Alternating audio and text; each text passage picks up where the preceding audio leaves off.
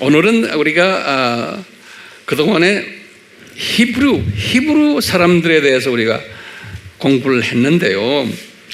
오늘부터는 그 히브루 사람에서 한 단계 좀 더 발전해 가지고 이스라엘 사람들에 대해서 우리가 공부를 하게 될 거예요.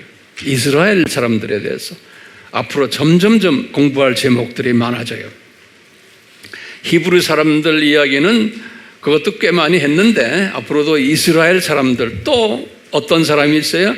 유대 사람들. 이게 다 달라요. 그 깊은 내용들이. 그래서 그 깊은 내용들을 제가 이제 하나하나 이제 한꺼번에 다 안 하고요. 조금씩 이제 설명해 드리려고 그래요. 우리 지난 시간에도 봤지만 그 아브라함의 자녀들을 호칭하는 이름들 하면은 우리 세 이름이 있죠. 히브루 사람들 또는 이스라엘 사람들, 그 다음에 유대인들. 그래요. 제가 오늘은 칠판에다 적지는 않았지만 여러분들이 따로 그냥 열심히 적어야 돼요. 그래서 제가 말을 좀 천천히 할 거예요. 이렇게 히브루 사람들, 또 이스라엘 사람들, 또는 유대인들, 이렇게 이제 세 호칭들이 있는데요. 이 호칭들이 우연히 생겨난 것도 아니고 성서에서 이제 그 호칭들이 나오는데요. 그것도 기원이 달라요. 기원이. 그래서 제가 그 기원을 제가 이 칠판에다 좀 적어줬어요. 이 아브라함의 이 세 자녀들의 그 이름의 기원들을 보면요, 제일 먼저 나오는 이름이 히브루라는 이름, 히브루 사람들. 그러면 목사님 어디에서 제일 먼저 나옵니까? 우리가 지금까지 공부했어요.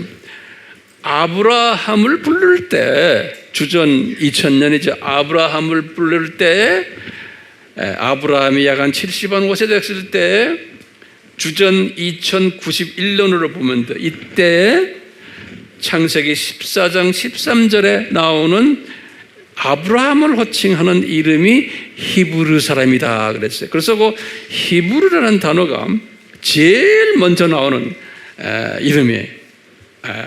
히브루라는 이름이에요. 그 뜻은 우리 많이 봤지만 한마디로 하면 나그네다, 이 세상 나그네다, 또는 우리식으로 말하면 창조 목적 학교의 학생들이다, 이렇게 우리 이해하면 되겠어요. 히브루라는 그 단어의 뜻이. 거기에 대한 공부는 우리가 집중적으로 많이 했어요.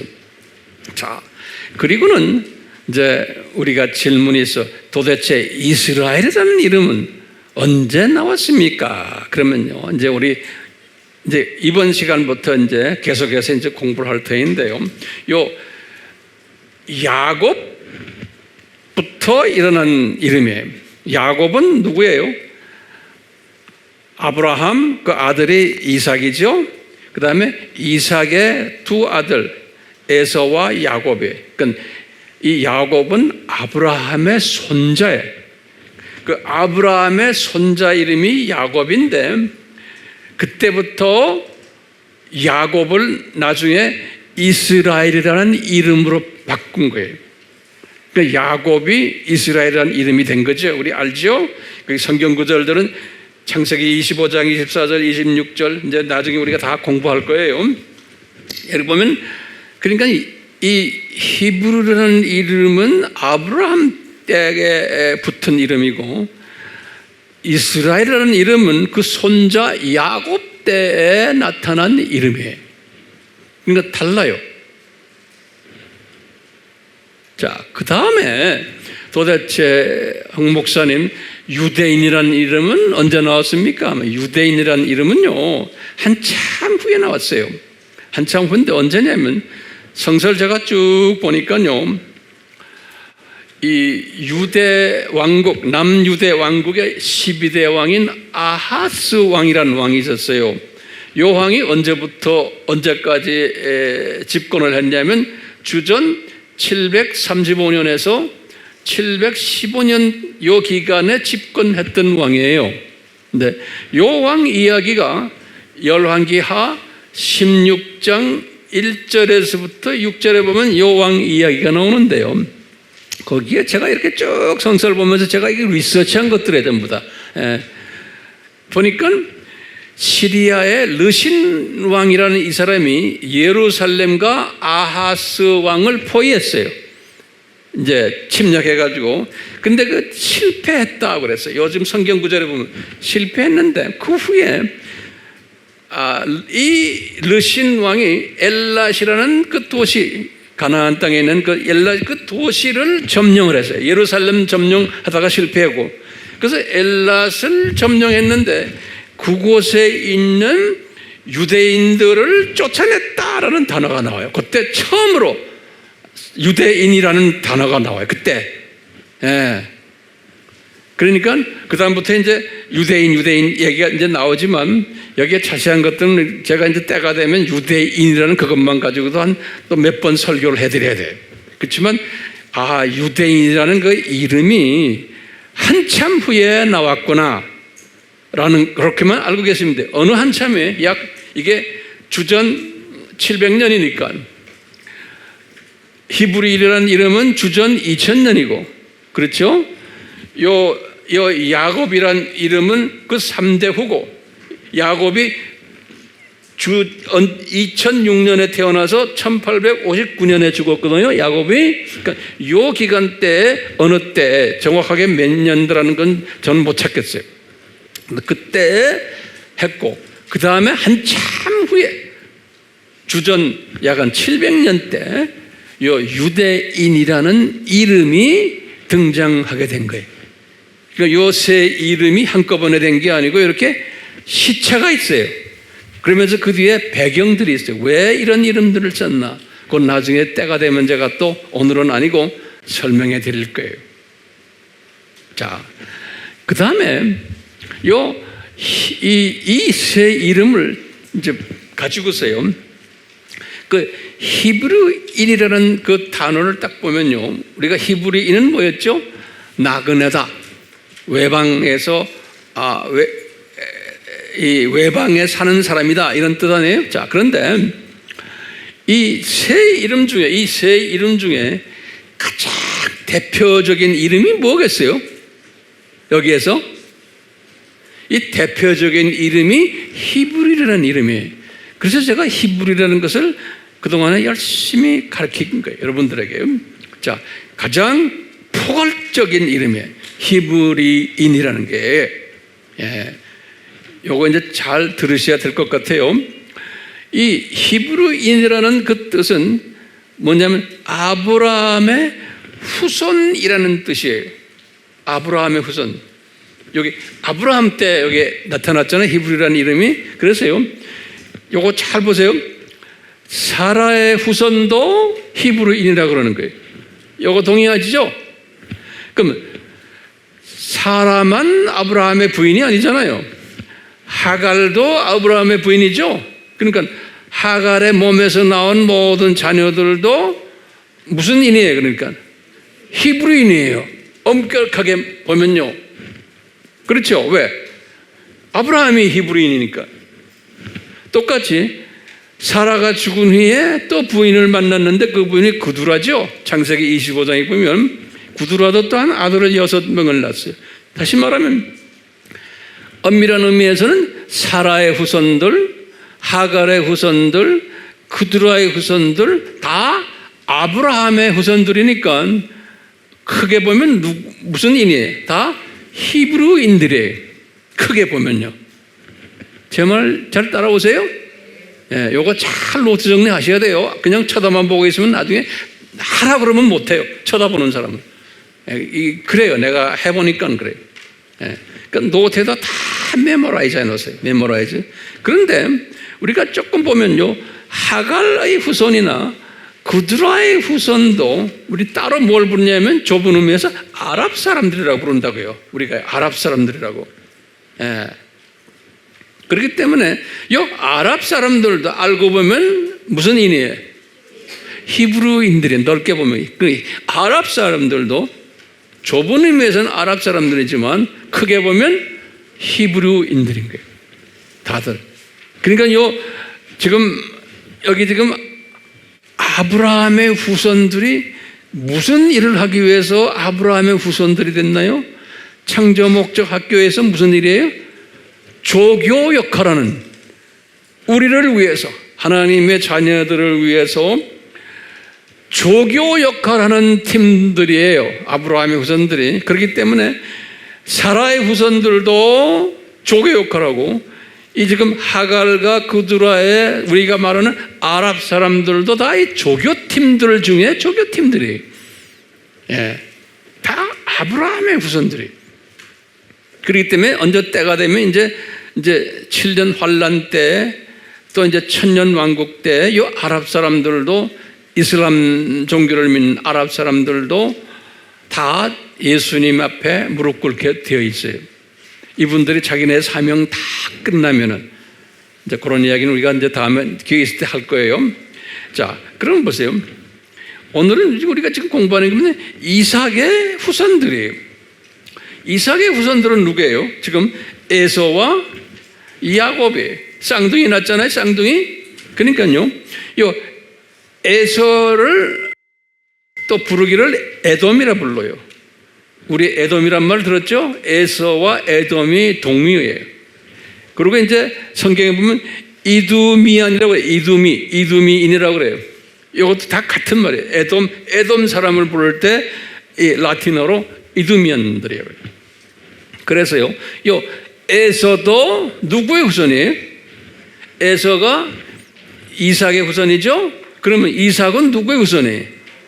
아브라함의 후손 아니에요? 그러니까 에서도 넓은 의미에서 아브라함의 후손이죠? 잘 보세요. 그러니까 아브라함의 후손이니까 이 에서 그룹들도, 에돔 사람들도 크게 보면 무슨 인이에요? 히브리인이에요. 히브리인. 네, 크게 보면요. 지금 에서가 있고 야곱이 있죠? 야곱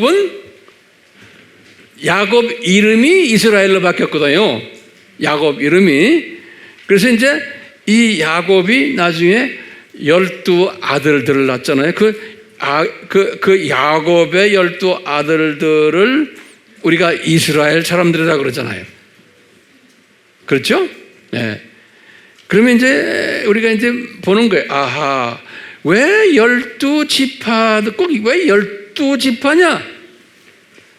이렇게 이제 물어볼 때 저는 그러는 게, 우리가 몇 주 전에 봤지만 이 계시록 12장 1절에 보면요, 해 입은 여자 나오죠. 그렇죠? 이게 지금 창세전에 디자인하신 것을 계시록 12장 1절에 이야기하는 게, 창세전에 해 입은 여자가 있는데 우리가 그 해 입은 여자를 누구라고 봤어요? 그냥 이스라엘로 이렇게 봤잖아요. 예. 왜 이스라엘이냐면 거기 보니까 이 해 입은 여자가 달을 발 밑에 있지만 12별의 면류관을 쓰고 있었다 그랬어요. 12장, 계시록 12장 1절에. 그러니까 12별의 면류관이 뭐냐? 12지파를 지칭한다 하고 보면 돼요. 그러니까요, 이게 지금 이 12장 1절이 창세전 또는 창세 때라고 본다면 제복엔 창세전 같아요. 이 창세전에 해 입은 여자가, 이스라엘이 12지파가 만들어질 것을 이미 창세전에 디자인된 걸로 저는 보는 거예요. 예. 그러니까 그 디자인된 그것을 이루기 위해서 요 에서와 야곱의 사이에서 이제 서로가 다툼이 있었고, 그 일로 인해서 야곱이 이 하란 자기 외삼촌한테 가가지고 외삼촌의 딸 레와와 라헬을 만나고, 거기 몸종들도 빌하와 이 두 몸종들 만나서 자녀가 몇 명이었어요? 남자만 11명이었어요. 하란에서는. 거기에 디나라는 딸이 또 하나 있었어요. 그런데 나중에 이제 이분 그 자녀들 데리고 나와서 나중에 이제 베들레헴에서 라헬이 베냐민을 낳았어요. 그리고 이제 나타가 산고로 죽었어요. 라헬이. 그 이야기 나오는데 지금 우리 질문은 거예요. 왜 지파가 만들어졌는가? 이런 사건을 통해서 그럴 때 보면 아하, 뭘 성취하기 위해서요? 요 계시록 12장 1절의 예언을 성취하시기 위해서 이스라엘의 12지파를 이렇게 미리 주님께서 예정하신 것을 이루기 위해서 지금 이 에서와 야곱의 스토리가 전개되는구나. 이제 이렇게 전제를 우선 깔아놓고서 이제 우리가 이제 하나하나 보게 될 거예요. 그러니까요, 그냥 이스라엘이라는 그 단어만 딱 가지고 이야기할 때 좁은 의미에서는 야곱의 12지파를 이야기하는 거예요. 12지파. 예. 그런데 좀 이제 유대인은 그럼 뭐냐? 그럼 유대인이라는 것은요, 저기 지금 아까 봤잖아요. 여기 유대인, 이제 때가 되면 내가 자세히 할 거예요, 공부. 유대인이라는 것은 그 남유대 왕국에, 거기에 남유대 왕국에는 두 지파가 있었거든요. 유다 지파와 베냐민 지파예요. 요 남유대 지방에 있는 요 두 지파를 남유대 국가라고 그러면서 이제 성서에서 보면 그 사람들을 유대인이다. 이렇게 이제 성서에서 보면 표현되어 있어요. 그러니까 유대라는 이름은 아주 좁은 의미가 있고, 이스라엘이라는 의미는 그거보다 좀 더 크고, 그 다음에 가장 큰 이름이 뭔가요? 히브루 사람이라는 게 이름이 제일 큰 거예요. 그러니까요, 요 히브루라는 이름이 포괄적 이름이면서 주 이름이에요. 아브라함의 자녀라서 주 이름이면서 그 뜻이 나그네다. 창조 목적 학교의 학생이다. 이렇게 보시면 되고요. 그리고는 이스라엘이라는 이름이나 유대인이라는 이름이나 이런 것들은 좁은 의미고 기능적 이름들이라 저는 보고 있어요. 기능적 이름들. 그래서 요 모든 이분들이 조교팀 역할을 하기 위해서 이렇게 기능적으로 분류를 해놓지 않았나 이렇게 보고 있어요. 그러면은 참고로요, 이 성서에 이 새 이름들이 얼마나 많이 나오느냐, 그거 제가 한번 리서치를 해봤어요. 쭉 리서치를 해보니까요, 다음 같아요. 그래서요, 히브리어인 그래놓군요. 히브리어인이라는 그 이름이, 그 단어가 구약에는 31번 나와요. 우리 지난번에도 했어요. 그리고는 신약에는 15번 나와요. 많이 안 나와요. 그러니까 총 46번 나와요. 히브리어인이라는 이름이. 제가 쭉 해서 조사를 해보니까요. 그 다음에 그런데 이스라엘이라는 이름은 꽤 나와요. 이스라엘이라는 이름은 구약에는 약 한 3,000번 나와요. 놀랍게. 이스라엘이라는 이름은요. 그런데 이스라엘이라는 이름이 신약에는 74번 딱 나와요. 총 3,074회다 이렇게 보시면 돼요. 그러니까 이스라엘이라는 이름이 성경에서는 제일 많이 나와요.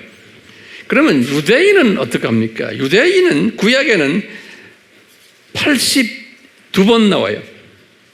신약에는 183번 나와요.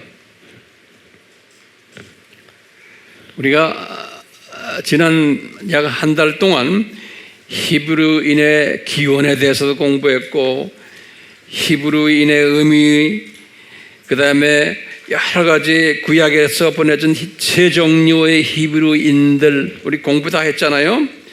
그 다음에 이제 이 히브리인들이 어떤 시각을 가지고서 창조 목적을 보는가, 구원론을 보는가 쭉 해서 제가 한 10가지 이야기를 다 드렸어요. 자, 그럼 오늘은요, 우리가 조금 자세하게 이스라엘 사람들의 배경은 어떠한가? 라고 질문을 던질 때, 그러면 어디서부터 시작하는가? 이스라엘 사람들. 그러면 이삭에서부터 시작한다. 이렇게 하시면 돼. 이삭에서부터. 이스라엘 사람은 이삭부터 시작해서 이삭이 40살 됐을 때, 성경에 보면요, 창세기 25장 20절에, 창세기 25장 20절에 이삭이 나이가 40살 됐을 때 늦장가를 갔어요. 이 사람이 하란에 있는, 창세기에서는 하란 또는 파단 아람 이렇게도 불러요. 파단 아람, 성경에 그렇게도 써 있어요. 파단 아람 또는 하란. 그래서 시리아에 있다 그래. 시리아에. 그래서 성서에도 시리아의 파단 아람 또는 하란 이렇게 표현해요. 그곳에 부두엘의 딸이 있었어요. 부두엘의 딸이 리브가예요. 리브가. 그래서 이 리브가와 이삭이 결혼을 한 이야기예요. 리브가와. 그 이제 오라비가 누구예요? 라반이다 그래. 라반. 그러니까 리브가의 오라비가 오빠인지 남동생인지 잘 모르겠지만 그래요. 그럼 다시 봐요. 리브가가 누구예요? 이삭의 부인이에요. 그런데 그 부인의 남동생인지 오빠인지 이름이 뭐예요? 라반이에요. 라반. 다 그런 이름들이 창세기 25장 20절에 있어요. 그러니까 이분들이 어디에 살았어요? 하란 또는 파단 아람. 그래. 여기에 살았던 분들. 몇 살에 결혼했어요? 40살 때. 그런데 이삭이 60살이 됐어요. 60살 됐을 때 쌍둥이가 태어났어요. 쌍둥이가. 창세기 25장 24절에서 26절에 기록이 되어 있어요.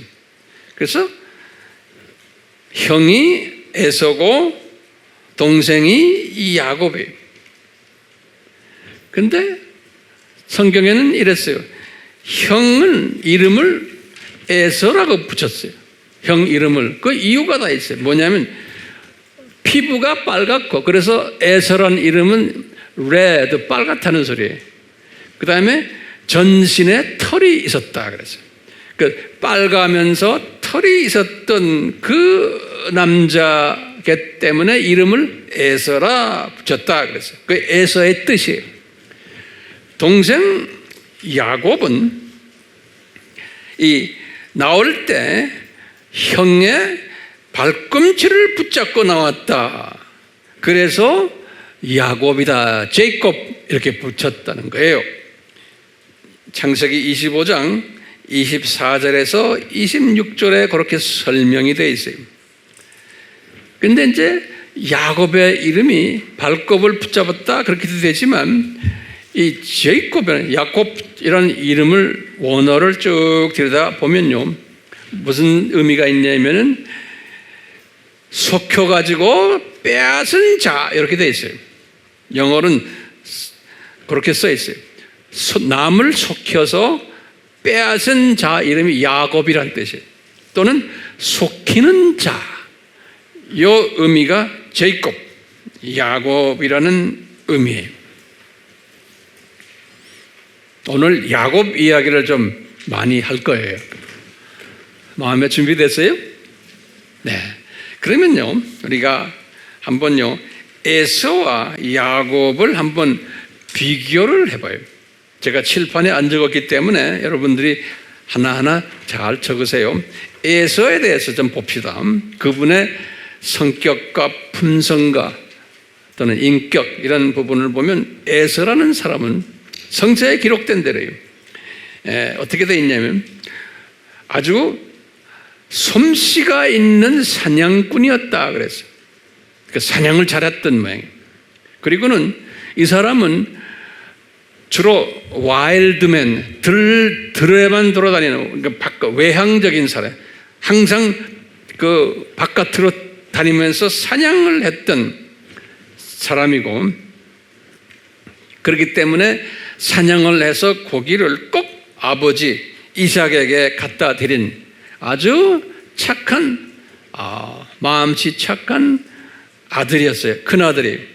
그래서 이삭이 그 아들이 갖다 주는 고기를 상당히 좋아했고, 그래서 이삭이 그 에서를 그렇게 사랑했어요. 25장 28절에 보면 그렇게 딱 기록되어 있어요. 예. 그러니까 이분은 사람이 친구 좋아하고 사람이 털털하고 성격이, 그리고는 그냥 시간만 있으면 나가서 사냥해서 자기도 먹고 아버지 꼭 좋은 고기 갖다 드리고 하는 그런 착한 아들이었어요. 에서가요. 우리가 이제 때가 되면 제가 에서에 대해서 우리가 집중적으로 공부할 때가 있어요. 그래서요, 동생 야곱도 그렇고 어머니 리브가도 그렇고 이 큰아들이 잡아온 고기를 즐겨 먹으면서 항상 지냈는데, 이 아들이 항상 동생 이 야곱이 성품이 자기하고 다르기 때문에 그 야곱에 대한 좀 갈등들이 있었어요. 그러면 어떤 부분에서 그러나? 그러면 야곱은 어떤 사람이었느냐? 그러면 참 신기하게요, 야곱이란 사람은 태어날 때 이름이 야곱이에요. 태어날 때부터 남을 속이는 자라는 이름을 달고 나온 사람이에요. 하나님께서 그렇게 디자인하신 거예요. 태어날 때부터 이름이 그렇게 좋은 이름이 아니에요. 속여서 뺏어가는 그 이름이 야곱이란 이름이에요. 그렇기 때문에 야곱이라는 사람은 그런 이름을 가지고 태어나면서 성품은 에서와 완전히 정반대 성품이었어요. 아주 내성적이고 그냥 집에만 있는 게, 장막에만 거했다 그랬어요. 바깥에 안 나가요. 그냥 내성적인 평범한 그냥 마마보이예요. 그래서 어머니가 리브가가 이 야곱을 좋아했다, 사랑했다 그랬어요. 아버지는 누굴 좋아했어요? 아버지는 고기를 잘 갖다 주는 큰아들이 이쁘고, 아버지가 그 작은 아들을 별로 하니까 어머니가 그 작은 아들을 이뻐해 준 거예요. 그래서 작은 아들은 고작해야 집안에서 부엌에 들어가서 어머니 도와가지고 쿠킹을 하는 그런 아들이었어요. 그래서 팥죽을 자주 끓였다 그랬어요. 팥죽을. 팥죽을 끓이는데 이제 이 에서가 사냥 갔다 와서 있으면 피곤하고 막 팥죽 냄새 나고 하니까 동생한테 야 그거 좀 잘라 그래서 많이 얻어 먹었던 것 같아요. 그러다가 이제 하루는 우리 알다시피 하도 팥죽을 달라고 보채니까 동생 야곱이 형 그러지 말고 장자권 나한테 포기해. 그러면 내가 아주 잘 해줄게. 그게 25장 31절에 그런 이야기들 쭉 나와요. 그래서 이제 형이 이런 표현을 해요. 25장 30절에 내가 배고파 죽을 지경인데 그까지 장자권이 뭐가 그리 나한테 중요하냐? 이런 말을 써놨어요. 성경에 보면요. 그러니까 이 사람 입장에서는 장자권이 그렇게 중요하게 생각하지 않았던 것 같아요. 그런데 성령님께서는 이 야곱은 장자권을 요긴하게 생각하는 사람으로 만들어 놓은 거예요. 그러니까 이 동생이 장자권을 뺏어오려고 형한테 그러는 게, 내가 이 팥죽 줄 테니까 나한테 맹세하십시오. 나한테 장자권을 줄 때 이제는 다시 달라고 말하지 마세요. 한 번 말했으면 끝난 겁니다. 형이 알았다, 맹세할게. 그래서 이제 장자권과 바뀐 이야기 우리 다 알잖아요. 이 야곱이라는 사람은 소위 제가 볼 때는 목표 지향적인 사람이에요. 내가 장자권을 뺏어야지.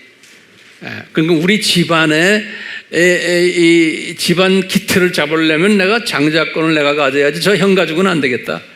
그러니까 집요하게 그걸 뺏어온 사람으로, 그래서 그 집요한 사람의 상징이고, 또 좀 나쁘게 말하면 야근 사람이, 그리고는 또 나쁘게 말하면 목표를 설정해 놓으면 무슨 수단 방법을 가리지 않고 그것을 이루려고 하는, 이런 사람이 이제 누구라고요? 야곱인 사람이에요. 이렇게 완전히 다른 두 형제를 주셨어요. 그렇기 때문에 이 장자권을 이렇게 형한테 받아놓고는요, 창세기 27장 1절에서부터 25절 전체를 나중에 이제 셀 모임 때 그거 보세요. 할 때 그 리브가가 아마 그랬던 것 같아요. 이 에서가 지금 들에 나가서 사냥하는 그 기간에 리브가가 자기 남편한테 이렇게 말했던 것 같아요. 이삭한테, 여보, 요 아들에게 장자의 복을 줍시다. 그래서 그 아들에게 장자의 복을 주는 기도 내용이 27장 28절에서 29절에 기록되어 있어요. 지금 누구한테 이 아버지가 줘요? 둘째 놈한테. 첫째 놈은 지금 들에 나가서 지금 사냥하고 있는데, 그래가지고 그 복을 줘요. 뭐 육체적인 복, 그 다음에 뭐 백성들이 많이 너를 섬기겠다, 민족들이 너를 섬기고 너는 형제들 중에 가장 귀한 존재가 되고, 그러면서 너는 너를 저주하는 자는 저주받고 너를 복주는 자는 복받고, 그 내용들이 쫙 이게 아버지 이삭이 이 아들에게 야곱에게 장자의 복을 준 기도예요. 그래서 이제 이미 기도를 했기 때문에 이제는 이 복이 누구 거 됐어요? 이제 야곱 것이 돼버린 거예요. 이걸 속인 거예요. 어머니가 이제 이야기를 하니까. 그러면서 이제 우리 이야기 알죠? 아버지가 좀 눈이 좀 어두워져 가서 구별 못하는 이야기 나오잖아요. 그런 이야기 다 있어요. 그래서 이제 아버지가 속여서 이제 장자권을 준 거예요. 이거 다 한 다음에 에서가 이제 고기를 가지고 집에 온 거예요. 사냥 끝내고 집에 와서 아버지께 고기를 드리면서, 아버지, 저 복 좀 내려주십시오. 이제 이렇게 한 거예요. 27장 30절에서 33절에 보면 그 이야기가 나와요. 그때 이 아버지가 내가 아까 에서인 줄 알고 복을 내렸는데 이게 야곱이었구나라는 걸 감질했다고 그랬어요. 그래가지고 이삭이 내가 속였구나 라는 것을 알면서 이삭이 그 아버지가 심히 떨었다 그랬어요. 내가 속였구나 이놈한테. 그러면서 이제 아버지가 그런 거예요. 야곱아, 너 어디 있느냐 이놈아? 네가 이놈아 나를 이렇게 했느냐 하면서 이제 그랬거든요. 그러니까 에서한테 이야기하는 거예요. 에서야, 내가 네 아우가 나한테 간교하게 이런 짓을 해서 네 복을 내가 네 동생한테 줬단다, 이런 말을 하는 거예요. 27장 35절에. 그러니까 에서가 그 말을 듣고는 대성통곡을 했다고 그랬어요.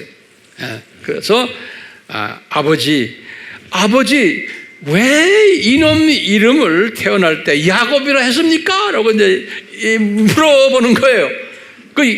왜요? 요놈의 자식이 이름 값을 하네, 그런 거예요. 이름이 뭐예요? 야곱이라는 이름이 속히는 이름을 왜 그놈 이름을 야곱이라고 줬습니까? 이렇게 막 대드는 이야기가 나와요. 그러니까 이게 지금 뭐예요? 이게 예정론이구나 알 수 있죠. 이게 이런 짓 할 것을 미리 예정되어 있구나. 그것을 지금 에서의 입을 통해서 가르쳐 주는 거예요. 왜 이놈을 야곱이라 했습니까? 그놈이 말이죠, 아버지 얼마나 강교한지 아세요? 그러면서 나를 2번이나 속였습니다. 지금 첫 번째 속인 게 뭐냐? 장자권 내 거 뺏어간 거 첫 번째. 그 다음에 지금 내 복까지 이놈이 나를 속여서 뺏어갔네요. 그러니까 몇 번에? 2번 속임을 당한 거예요. 27장 35절에서 36절에 이렇게 기록이 되어 있어요. 그러면서 아버지 그래도 나에게 줄 남은 복 있잖아요. 복 좀 주십시오. 그러니까 아버지가 그래 줄게 남겨둔 게 좀 있다 하지만 그렇게 시원한 복을 주지를 않았어요. 그러니까 이 에서가 대성통곡을 하는 이야기, 이런 이야기들이 쭉 나와요. 그러니까 이제 에서가 나와가지고 야곱을 보고 너 자식아 난 너 죽여버리겠다 그러는 거예요. 그런데 말을 하지 않았는데 죽여버리겠다고 아마 혼자서 질질질질 말을 했던 모양이에요. 그 말을 어머니 리브가가 들은 거예요. 어머니가 이놈이 화나가서 혼자서 이 새끼 내 죽여버리겠다 아마 그랬던 모양이에요. 27장 41절에 보면 그런 말이 나와요. 그러니까 어머니 리브가가 야곱한테 가서 그러는 거예요. 야, 몸 조심해라. 안 되겠다. 너 여기 있으면 형한테 죽임 당하겠구나. 너 우리 오빠한테 가라. 그 오빠가 누구예요? 남동생인지 오빠인지는 모르지만 누구예요? 누구지? 하란에 가라. 그래서 이제 하란의 외삼촌한테 가서 몇 년을 있었어요? 성경에 보면은 20년을 있었다고 그랬어요. 20년을. 그런데 이 20년인데 그 중에 14년은 딸 둘을 가지기 위해서 7년씩 우리가 이제 다음 시간 되면 자세히 이야기할 거예요. 그리고는 나머지 6년은 그 농사 짓는 일에 도움을 줬기 때문에 또 6년을 더 일했다 그랬어요. 예.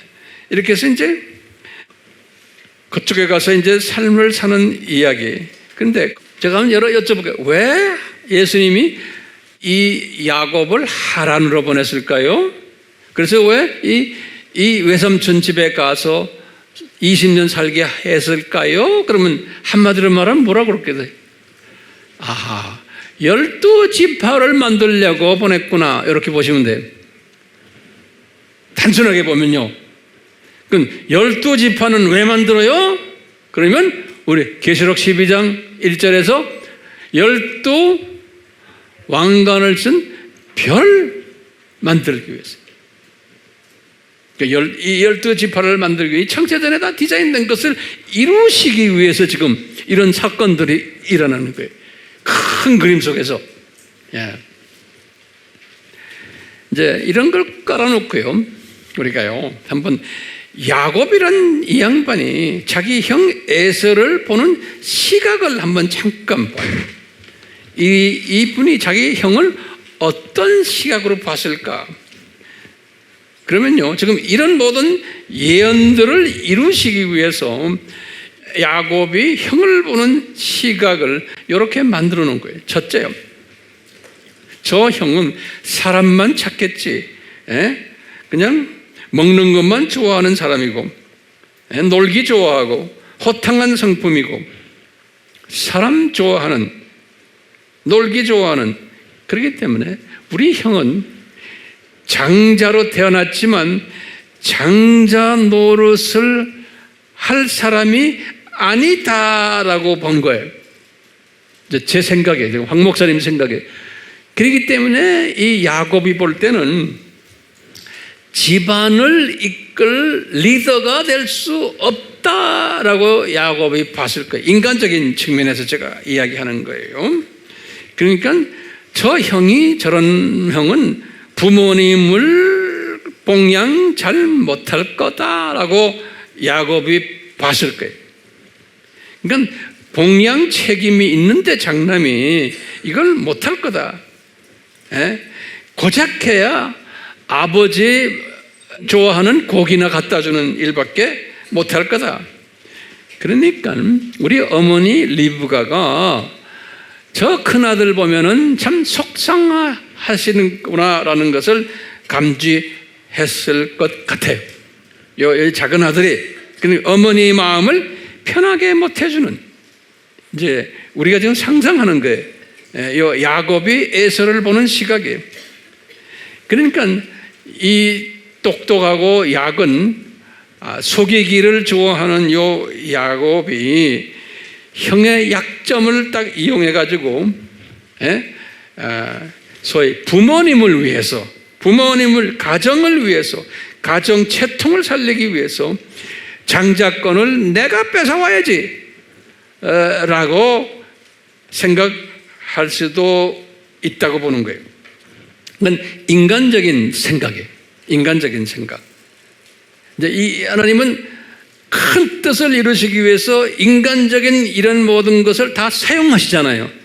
그렇잖아요? 그래서 이런 생각을 하도록 해가지고 장자권을 큰 죄의식 없이 뺏어온 분이 이 야곱으로 보고 있어요. 그러면 오늘 지금 결론적으로 한번 제가 여쭤볼게요. 그러면 이 야곱이 장자권을 뺏어오고 이 야곱이 지금 12지파 만드는 일을 이제 할 것이고 이런 것들은 결코 우연이 아니죠. 이 하나님의 철저한 디자인 속에서 지금 이런 일을 하고 있는 거예요. 그러니까 하나님께서는 이 디자인을 이루시기 위해서 그 야곱의 못된 성품을 사용하신 거예요. 이 야곱이 만약에 형 같은 성품이었으면은 이런 일을 나는 못한다고 보고 있어요. 그러니까 이 큰 지금 계시록 12장 1절의 저 디자인을 이루시기 위해서는 이 야곱이 이런 성품을 가져야 된다라는 그런 전제를 우리가 우선 이해해야 돼요. 그렇기 때문에 하나님은 이런 야곱이 이런 일을 하기 위해서 우리 바울에게 그랬어요. 로마서 9장 13절에 여호와께서 예수님이 야곱은 사랑했어요. 이 뜻을 이루기 위해서. 그런데 에서는 미워했다라고 써놨어요. 이 하나님의 주권을 이야기하시면 주권적으로 볼 때 다 히브리 사람들이에요. 여기 보면요. 같은 히브리 사람인데 에서나 야곱이나 이 예언을 이루시기 위해서 이 야곱을 사랑하시고 그래서 야곱을 통해서 12지파가 나오도록 이렇게 하셨다라고 보고 있어요. 우리가 이제 다음 시간에도 좀 보겠지만 그래서 이제 이분이 20년을 이분이 하란에서 외삼촌 댁에 있으면서 자녀들을 아들 11명을 낳고 딸 하나 디나를 낳고 해서 자녀가 12명이 됐고 나중에 이제 가나안에 들어와서 베들레헴에 가가지고 마지막 막내가 누구예요? 벤야민을 낳았어요. 그러니까 20년 동안에 부인 4분을 가졌고 자녀 10딸 디나까지 해서 12분의 자녀를 데리고 이제 그 다음에 재산을 외삼촌의 재산이 한 절반 정도를 다 가졌어요. 다음 시간에 우리 자세한 이야기 할 거예요. 그래서 이제 이분의 생각은 이제 자기가 본토 본고향으로 이제 가려고 그러는 거예요. 그러니까 이삭을 만나러. 이삭이 그 당시에 제가 볼 때는 헤브론 아니면 부엘세바에 있은 걸로 제가 알고 있어요. 그래서 이제 자기 아버지를 만나러 이제 이삭을 만나러 20년 후 이야기예요. 그래서 이제 가는데 제일 겁나는 게 누구예요? 자기 형 에서가 제일 겁나는 거예요.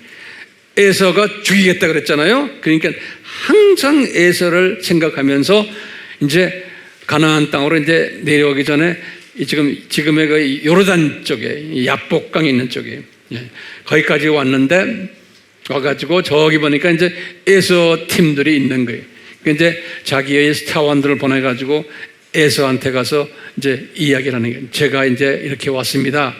그래서 이제 에서한테 여러 가지 선물들을 다 엄청난 선물들이 그걸 준비해가지고 형님 갖다 주면서 화해하려고 하는데 마음속에 굉장히 두려웠다 그랬어요. 자기가 죽을까봐. 여기 창세기 32장에 이제 그 스토리 32장이에요. 그 두려움 속에서 있는데 저 멀리서 에서가 400명의 자기 사환들을 데리고서 이제 야곱을 보러 오는 이야기를 들은 거예요. 그런데 야곱 생각에서는 아하, 저 형이 나를 죽이겠구나. 이제 이런 생각하고 있는데 그 두려움 속에 있는데 32장 이제 1절과 2절에 보면 뭐가 있냐면 하나님의 천군들이, 그러니까 천사들이 많은 천사들이 이 야곱을 진치면서 보호했다 그런 게 나와요. 천사들이. 그래서 그 땅을 마하나임이라 이름을 붙이면 마하나임이라. 창세기 32장 1절에서 2절에 그러니까 마하나임이라는 도시는 그 땅을 그렇게 이름 지은 거예요. 마하나임. 아주 유명한 이름이에요. 성서에서는요. 그래서 이제 이 말은 뭐냐면 이 야곱을 천군들이 와서 진치면서 지켰다라는 거예요. 그러니까 에서가 죽일 수가 없는 거예요. 그러다 그게 마하나임 이 천군들이 분명 에서의 마음도 감동해가지고 너 네 동생 그대로 안아줘라, 용서해줘라 라는 그 메시지도 이 마하나임 이 천군들이 다 진행했었을 거로 저는 보고 있는 거예요. 왜 이렇게 마하나임 이 천군들을 보냈을까요? 야곱한테, 그 나쁜 놈한테? 그럼 뭐라고 대답하겠어요, 여러분들? 하나님의 뜻을 이루시기 위해서인 거예요. 이 형제를 통해서. 이 뜻은 뭐예요? 12지파를 만들기 위해서인 거예요. 이미 그 일은 거의 끝내가고 있는 거예요. 이스라엘이라는 그 지파를 만들기 위해서, 이스라엘 지파를 만들기 위해서, 그러니까 절대로 보호한다는 의미에서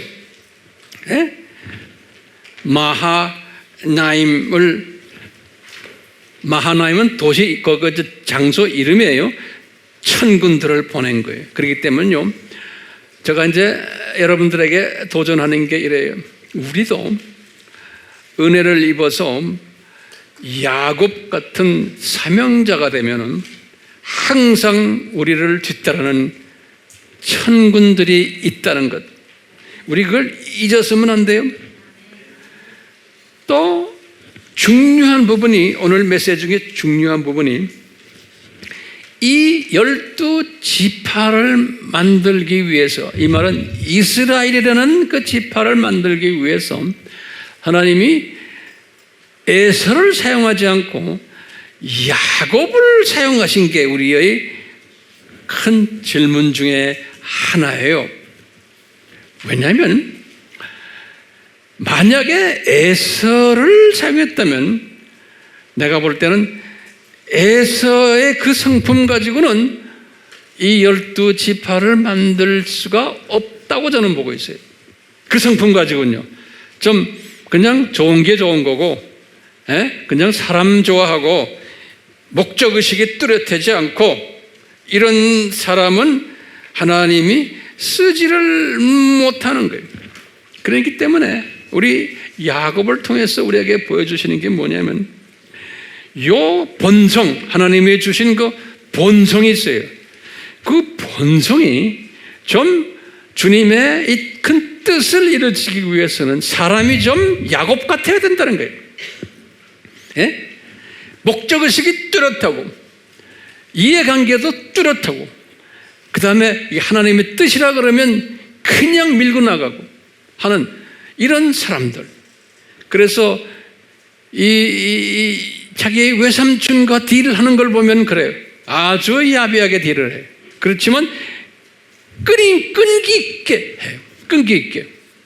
이런 사람들, 이게 지금 오늘날 우리가요, 두심성 시대에 살고 있는 우리도 이런 야곱의 성품을 가지지 않으면은 그냥 우리가 아바 공부 이렇게 하고 아미 공부하고 뭐해서 많이 알지만 이걸 가지고서 야곱의 성품을 가지고, 야곱의 성품은 뭐냐면 진주를 찾은 장사꾼 성품이에요.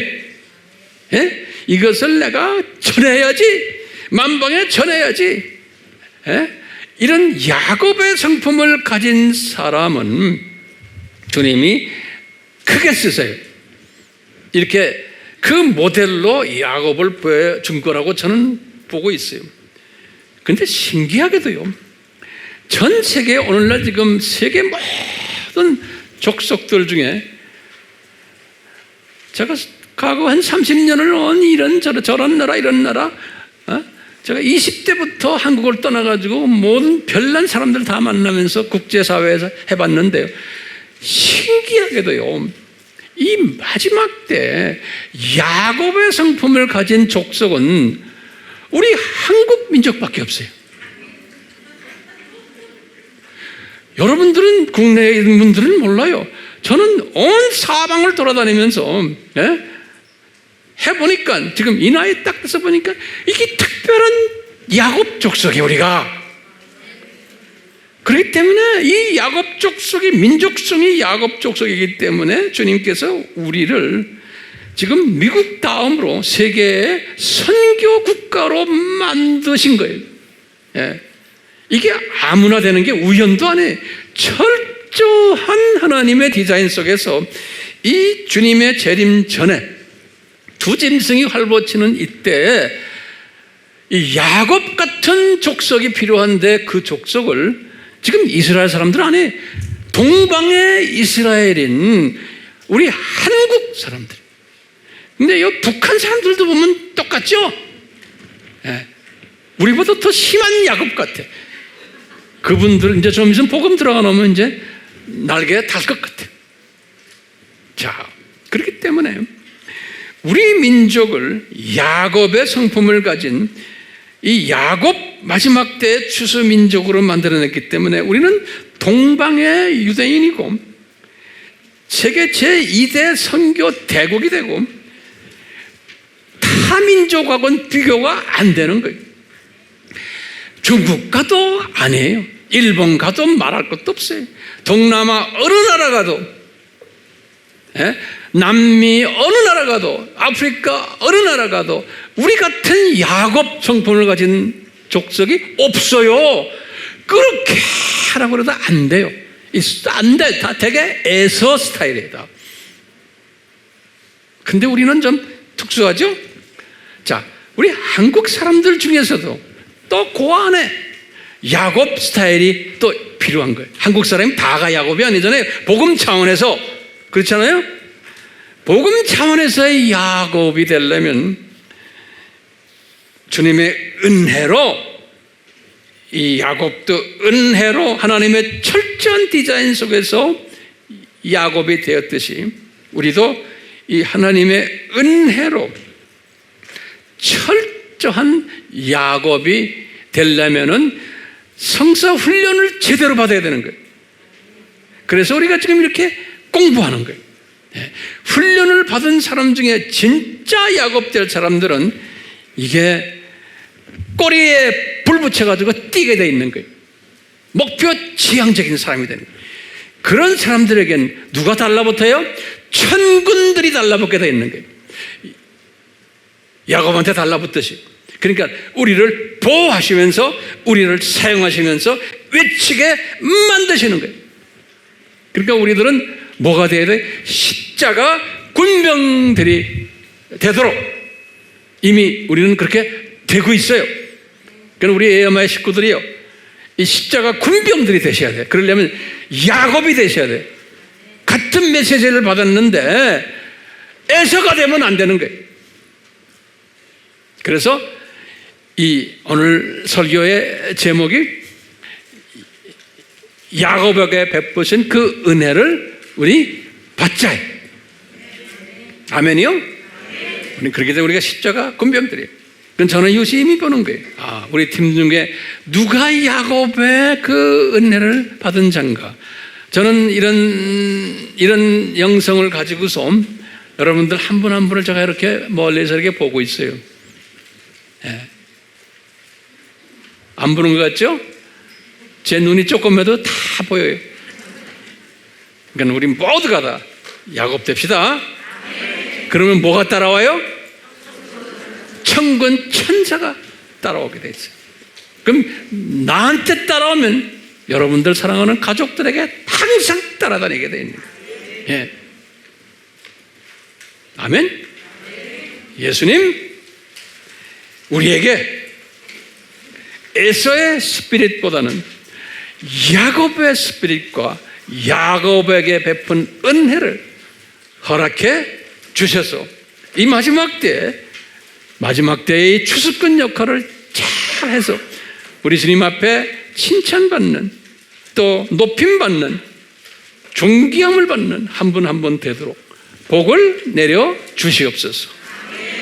예수님의 이름으로 기도드리옵나이다. 아멘. 우리 삼위 하나님의 그 사랑과 은혜와 보호하심과 동기부여시키심과 함께하심이 야곱과 같이 하신 것처럼 우리에게도 반드시 같은 은혜가 임하기를 예수님의 이름으로 축원하옵나이다. 아멘.